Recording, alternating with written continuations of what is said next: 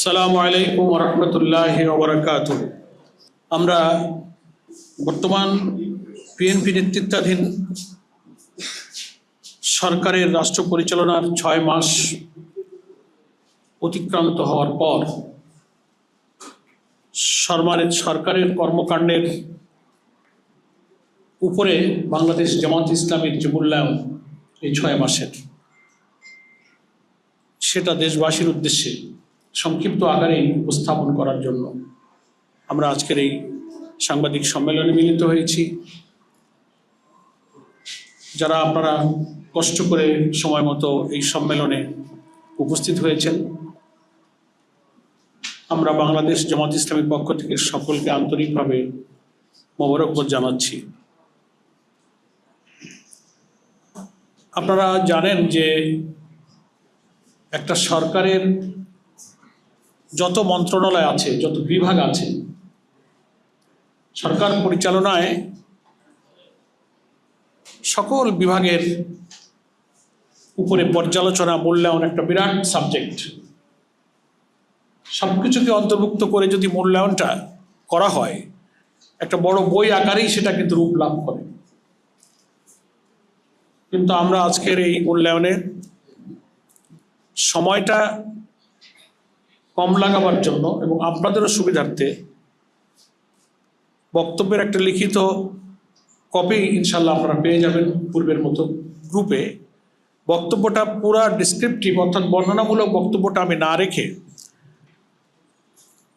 মৌলিক সরকারের মন্ত্রণালয়ের বিভাগগুলোর কয়েকটা দিকের উপরেই আমি পয়েন্ট ভিত্তিক কিছু বক্তব্য ইনশাল্লাহ রাখবো।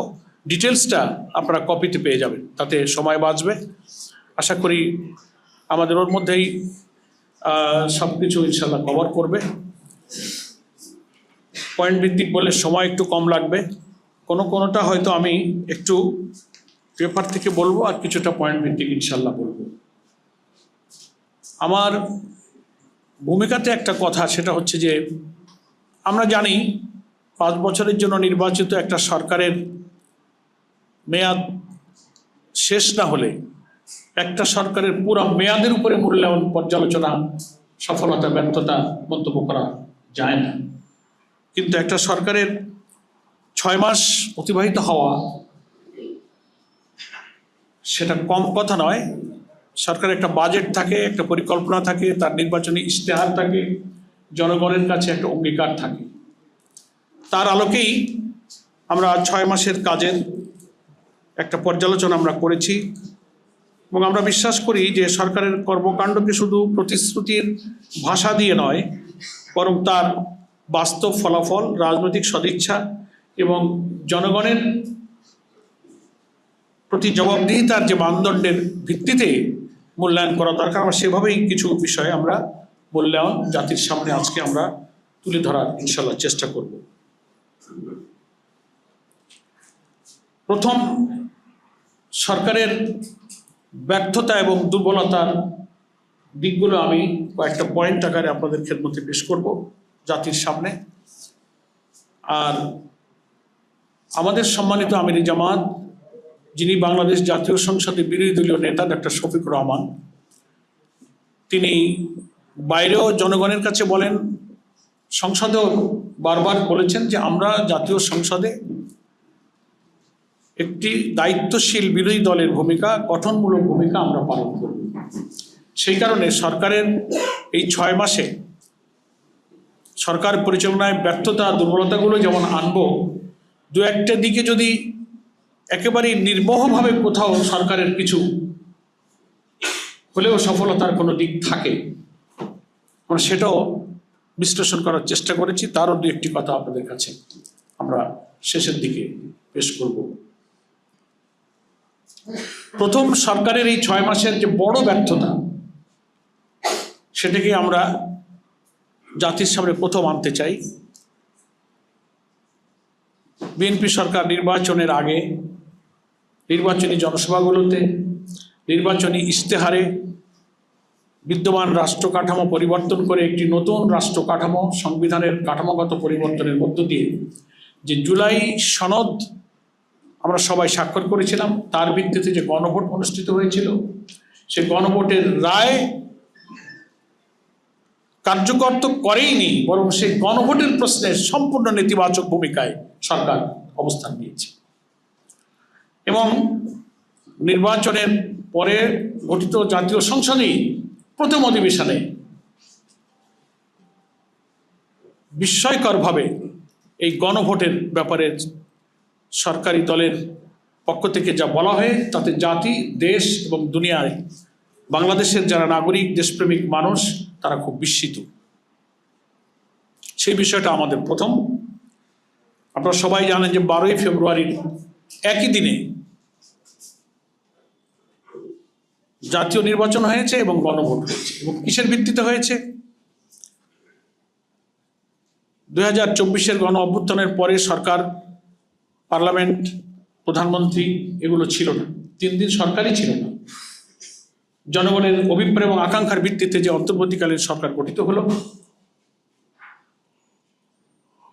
তিনি প্রতিশ্রুতি দিয়েছিলেন যে একটা নিরপেক্ষ নির্বাচনের ব্যবস্থা করে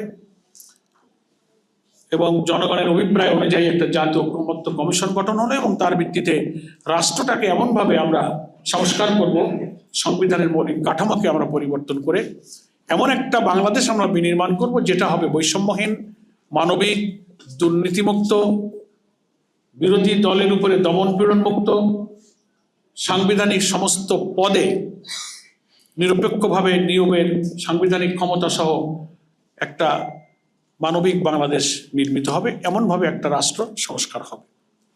তার ভিত্তিতেই বিএনপি সহ ফ্যাসিবাদ বিরোধী আন্দোলনের সকল রাজনৈতিক দল আমরা সরকারের এই উদ্যোগে, অর্থাৎ অন্তর্বর্তীকালীন সরকারের উদ্যোগের সাথে ছিলাম। এবং 6টি সংস্কার কমিশন, তারপরে জাতীয় ঐকমত্য কমিশন, তারপরে জুলাই সনদ, তারপরে তার ভিত্তিতে গণভোট, এগুলো কিন্তু অনুষ্ঠিত হয়েছে। এর সাক্ষী সবাই। এবং এই গোটা প্রক্রিয়ার সাথে কিন্তু বিএনপি ছিল। এবং 13ই নভেম্বর 2025 সংবিধান সংস্কার যে আদেশটা হলো, প্রেসিডেন্সিয়াল অর্ডার, যেটাকে বলা হয় সংবিধান সংস্কার আদেশ, জুলাই জাতীয় সনদ বাস্তবায়ন আদেশ, এটার ভিত্তিতেই একই দিনে 2টা ভোট হলো। গেজেটটা আপনারা সবাই দেখেছেন।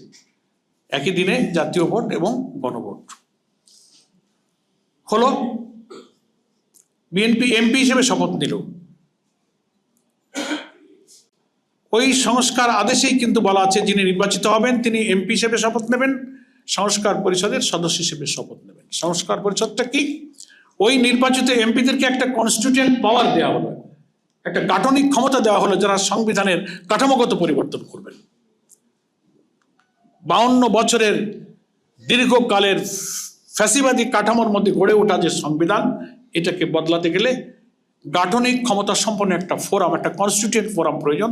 সেটি হচ্ছে সাংবিধানিক সংস্কার পরিষদ। জামাত ইসলামী সহ 11 দলের এমপিরা শপথ নিলেন 2টা, বিএনপি শপথ নিলেন না।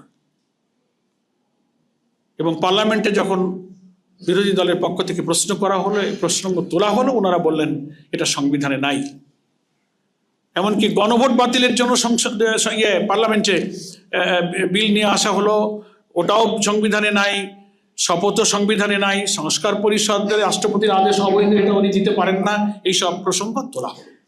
আমরা বলছি যে সরকারের প্রথম 6 মাসের জনগণের সাথে দেওয়া বিশ্বাস ভঙ্গ করে সবচেয়ে চরম দ্বিচারিতা এবং ব্যর্থতা হচ্ছে জাতির সাথে দেওয়া ওয়াদাকে রক্ষা করতে না পারা। এবং এই প্রশ্ন তোলা হয়েছে, এই প্রশ্নের কোনো জবাব সরকার দিতে পারেনি। সেটা হচ্ছে যে আপনি যে জাতীয় ভোটটা মেনে নিয়ে আপনারা এমপি শপথ নিলেন, সরকার গঠন করলেন, প্রধানমন্ত্রী হলেন, পার্লামেন্ট হলো, সেটা কিসের ভিত্তিতে করলেন? গণভোট যদি অবৈধ হয়, সংবিধান সংস্কার পরিষদ যদি অবৈধ হয়, তাহলে এটাও তো অবৈধ। কারণ একটাই প্রেসিডেন্সিয়াল অর্ডারের ভিত্তিতে আপনার জাতীয় ভোটটাও হয়েছে, গণভোটটা হয়েছে। আমাদের আমিরে জামাত পার্লামেন্টে উদাহরণ দিয়ে বলেছেন, একই হাঁড়ির তরকারি গোশ রান্না হলো, গোশটা খাইলেন, ঝোলটা খাইলেন না। আবার এই উদাহরণও খুব সুন্দরভাবে মানুষ বুঝতেছে যে এক মায়ের পেটে যমজ 2টো সন্তান, একটা সন্তানকে মা স্বীকার করে, আরেকটা সন্তানকে মাই অস্বীকার করে। কেমন দ্বিচারিতা! এবং এই যে 12ই ফেব্রুয়ারি নির্বাচনটা হলো, এই নির্বাচনটা হয়েছে কিন্তু ওই প্রেসিডেন্সিয়াল অর্ডারের ভিত্তিতে। গেজেটে দেখবেন ওখানেই বলা আছে যে গেজেট প্রকাশের অব্যবহিত পরেই জাতীয় নির্বাচন এবং গণভোট হবে। তাহলে বিদ্যমান সংবিধান অনুযায়ী যদি জাতীয় নির্বাচনটা হতো তাহলে তো গত ইলেকশন হয়েছে 24-এ, সামনেরটা হতে 29-এ, 26-এ তো সংবিধানে কোনো ভোট নাই। ফলে আপনি যদি পার্লামেন্টের ভোটই মেনে নেন তাহলে আপনাকে গণভোট মানতে হবে, যেহেতু একই আইনের ভিত্তিতেই এই দুইটা ভোট হয়েছে। ফলে আমাদের ব্যর্থতার প্রথম দায় সরকারের যে এই গণভোটের গণরায় না মানার কারণে রাজনীতিতে যে সংকট তৈরি হলো, সংবিধানের কাঠামোগত পরিবর্তনকে পুরা ওনারা উল্টে গেলেন, নেতিবাচক ভূমিকায় চলে গেলেন। এখন পার্লামেন্টে সেই সংবিধান সংস্কার পরিষদের আদেশকে বাইপাস করে অন্যায়ভাবে সংবিধানের 125 আর্টিকেল, যেখানে বলা হয়েছে যে কোনো অ্যাক্ট, কোনো অর্ডিন্যান্স, কোনো অর্ডার সবটাই হচ্ছে আইন। তো নভেম্বরের 2025-এর যে 13ই নভেম্বরের এটা একটা প্রেসিডেন্সিয়াল অর্ডার, এটাও কিন্তু আমাদের সংবিধান অনুযায়ী একটা আইন। এই আইনকে ভঙ্গ করে, বাইপাস করে ওনারা পার্লামেন্টে একটা বিশেষ কমিটি করেছেন সংবিধান সংশোধন করার জন্য। অর্থাৎ সরকারের গেজেটে যে আইনি কাঠামো করে দেওয়া হয়েছে জুলাই সনদ বাস্তবায়নের জন্য, সেটাকে ওনারা অস্বীকার করলেন। একটা আইনকে অস্বীকার করে ওনারা বাইপাস করে আর একটা বিশেষ কমিটি করেছেন সংবিধান সংশোধন করার জন্য। বিরোধী দল সেখানে বলেছে যে কমিটিতে নাম দিতে সদস্য দেওয়ার আহ্বান জানালে বিরোধী দলের নেতা বলেছেন যে আমরা কমিটিতে তো নাম দেওয়ার প্রশ্নই আসে না, আমরা কনসেপচুয়ালি আমরা এই সংবিধান সংশোধনের কমিটিকে আমরা প্রত্যাখ্যান করলাম, এই প্রক্রিয়াটাকে আমরা পছন্দ করি না। সেই জন্য সাংবাদিক বন্ধুগণ, আমাদের এই প্রথম গণভোটের গণরায়ের ব্যাপারে সরকারের সরাসরি নেতিবাচক ভূমিকায় হচ্ছে সরকারের প্রথম ব্যর্থতা, যেটা জাতিকে এখন একটা সংঘাতের দিকে ঠেলে দিচ্ছে। এবং জুলাই অভ্যুত্থানের একসাগর রক্তের বিনিময়ে অর্জিত নতুন বাংলাদেশের স্বপ্নটাই শেষ হতে বসেছে। আবার সেই ফ্যাসিবাদী কর্তৃত্ববাদী শাসনের মতো এই সাংবিধানিক কাঠামোকে তারা ধরে রাখতে চায়। মৌলিক 10টি সাংবিধানিক এবং প্রশাসনিক ব্যাপারে তারা নোট অফ ডিসেন্ট দিয়ে সেই ফ্যাসিবাদী যুগের সংবিধান ধরে রেখে প্রধানমন্ত্রীর অসীম ক্ষমতা, রাষ্ট্রপতি এবং প্রধানমন্ত্রীর ক্ষমতার ভারসাম্য ছাড়া সমস্ত সাংবিধানিক পদে দলীয় লোক নিয়োগ দেওয়ার পথকে উন্মুক্ত করে আলটিমেটলি বিএনপি জাতির কাছে দেওয়া ওয়াদাকে ভঙ্গ করেছে। সেকেন্ড, গ্যাস, জ্বালানি, বিদ্যুৎ সংকট সমাধানে সরকার ব্যর্থ হয়েছে। এ ব্যাপারে আমরা 2বার সাংবাদিক সম্মেলন করেছি। বর্তমানে বাংলাদেশের দৈনিক গ্যাসের চাহিদা হচ্ছে 3800 মিলিয়ন ঘনফুট, অথচ দেশীয় উৎপাদন ও আমদানি মিলিয়ে সরবরাহ হচ্ছে মাত্র 2700 থেকে 2800 মিলিয়ন ঘনফুট, অর্থাৎ প্রতিদিন 1000 মিলিয়ন ঘনফুট ঘাটতি রয়েছে। জ্বালানি মন্ত্রণালয় স্বীকার করেছে যে এটা দীর্ঘদিনের সমস্যা। এর প্রভাব পড়লে শিল্প, কলকারখানা, বিদ্যুৎ কেন্দ্র, সিএনজি স্টেশন এবং অন্যান্য গ্রাহকদের উপরে পড়ছে। 20টি উৎপাদনশীল গ্যাস ক্ষেত্র থেকে জুলাইয়ে দৈনিক প্রায় 1630 ঘনফুট গ্যাস পাওয়া যাচ্ছিল, কিন্তু দীর্ঘমেয়াদী সংকটের কারণে দেশীয় উৎপাদন দ্রুত বাড়ানোর সেই ফল এখনো কিন্তু দৃশ্যমান নয়। ফলে এই কারণে বিদ্যুৎ জ্বালানি সংকটের কারণে কলকারখানার উৎপাদন মালিকরাই বলছে 40% উৎপাদন কমে গিয়েছে, 20টি কারখানা বন্ধ হয়েছে, 20,000 শ্রমিক ছাঁটাই হয়েছে। প্রিয় ভাইরা আমার, এ কারণে জামাত ইসলামীর পক্ষ থেকে সুনির্দিষ্ট প্রস্তাব দেওয়া হয়েছে। পার্লামেন্টারি কমিটিতে একটা বিশেষ কমিটি হয়েছিল, সেখানে 10 দফা দিয়ে সেই সময়কার সাময়িক সংকট নিরসনে জামাত ইসলামী ভূমিকা রেখেছে। পরে আবার আমরা পরপর 2বার যখন গ্যাসের সংকট, বিদ্যুতের সংকট, জ্বালানি সংকট, সেখানেও আমরা সুনির্দিষ্ট প্রস্তাব দিয়েছি সরকার কাছে এটা সমাধানের জন্য। সেটা নিরসনে সরকার কোনো পদক্ষেপ গ্রহণ করেনি। এটা হচ্ছে মৌলিক ব্যর্থতার দ্বিতীয়। তৃতীয় হচ্ছে রাষ্ট্রীয় প্রতিষ্ঠান, বিভিন্ন সরকারি প্রতিষ্ঠান, স্থানীয় সরকার বিভিন্ন পর্যায়ে দলীয়করণে দলীয় নেতা কর্মীদেরকে পুনর্বাসনের একটা ক্ষেত্র বানানোর চেষ্টা করা হচ্ছে। আপনাদের মনে আছে সাংবাদিক বন্ধুগণ, এই মিলনায়তনেই সাংবাদিক সম্মেলনে আমরা আলাদাভাবে দলীয়করণের তথ্য প্রমাণ তুলে ধরেছিলাম। অন্তত 11টি সরকারি পদে স্বায়ত্তশাসিত কর্পোরেশনে